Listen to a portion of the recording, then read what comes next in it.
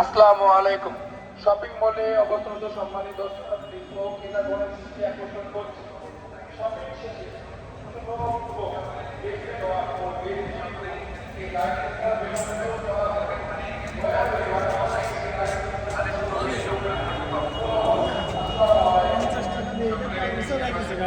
না 50 টাকা এলে একদিন পরে ঝামেলা আছে।